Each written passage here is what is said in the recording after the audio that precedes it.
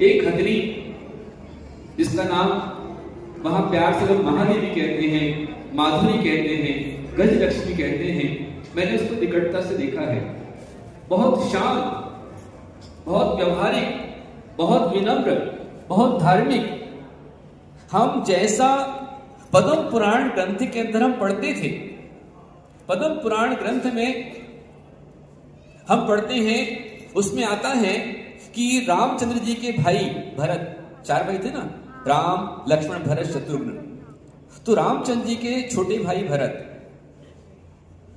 बहुत वैरागी थे और उनके पास में त्रिलोक मंडल हाथी था, जो रावण के यहां से लंका से वहां पर आया था। रावण भी संबे शिखर से त्रिलोक मंडल हाथी लेकर गया था।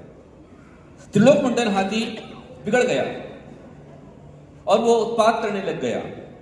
जब भरत जी सामने आए तो भरत जी को देखते ही उसे जाति स्मरण हो गया। उस समय ही वह वैराग्य हो गया, शांत हो गया। गुरुवाणी सुनकर के उस हाथी ने, त्रिलोक मंडल हाथी ने देशव्रत का नियम ले लिया। देशव्रत 5 अणुव्रत, हिंसा, झूठ, चोरी, कुशील, परिग्रह, 5 पापों का देशव्रत रूप में उसने संकल्प किया। देशव्रती बन गया और वहां रात्रि में खाना उसने छोड़ दिया। अपने हाथों, अपनी सूंड से पत्तियों को तोड़ना उसने छोड़ दिया। पद्म पुराण बहुत सुंदर आता है। जो पानी प्रासुक हो वो पानी ग्रहण करता था।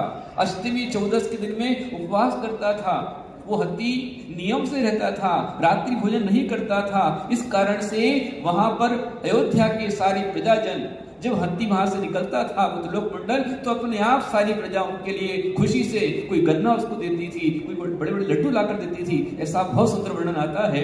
तो ऐसा ही जो मैंने हाथी का वर्णन पद्म पुराण के अंदर पढ़ा था, वैसी हथनी हमें नांदरी में देखने को मिली। और ऐसे हथनी को जो आज वो नांदरी मठ में 35 सालों से है, बच्चों के साथ रहने वाली, बड़ों के साथ रहने वाली, जैन अजैन सबके साथ रहने वाली, हिंदू के पर्व के अंदर जाने वाली। गणपति का उत्सव आया तो उसको लेकर जाते, अन्य कोई उत्सव आया, सरकारी महोत्सव आया तो उसको लेकर जाते, जैनों के पर्व में लेकर सबके साथ जाती। जब उस हथनी को लेकर जा रहे थे नांदरी से, सबने देखा है वीडियो के अंदर में आप लोगों ने कि उसकी आंखों से ही पानी गिर रहा है। किसने सिखाया उसको? रो रही वो हथनी और शांत थी, समझदार थी। इसकी चुपचाप चली गई, उद्दंड होती भाई उनको पटक के मार देती। उस हाथी को वापस, हथनी महादेवी माधुरी को वापस लाने की भावना से मात्र जैन नहीं बल्कि जैन, हिंदू, मुसलमान, सारा समाज 45 किलोमीटर की लंबी यात्रा नांदरी से कोल्हापुर तक लाखों लोग वहां पर निकल जा रहे हैं कि हथनी को वापस लेके आइए। इसलिए एक बहुत बड़ा अभियान चलाया जा रहा है। कोल्हापुर जिले से करीब 2.5 लाख लोगों ने पत्र लिख करके, साक्षरी मुहिम चला करके और राष्ट्रपति को भेजा है कि हमारे जीव हमारे पास में चाहिए। इसलिए मैं आह्वान करता हूं संपूर्ण समाज से, पूरे भारत से, पूरे पुणे महानगर से और जितने यहाँ पर नागपुर से हैं, संभाजी नगर से हैं, बाराबंकी से, लखनऊ उत्तर प्रदेश से आप आए हैं, इंदौर भोपाल से आप यहाँ पर आए हैं, जहां से आप आए हैं, मैं सारी समाज को आह्वान करता हूं कि उठ जाइए आप भी उन जीवों की रक्षा के लिए जो निरंतर बचपन से धर्म करते आ रहे हैं। सोचो, जो बचपन से भगवान के दर्शन करती थी, गुरु का दर्शन करके भोजन करती थी, आज उसे हजारों किलोमीटर दूर पर वहां भेज दिया गया है। उसकी क्या दशा वहां पर होगी?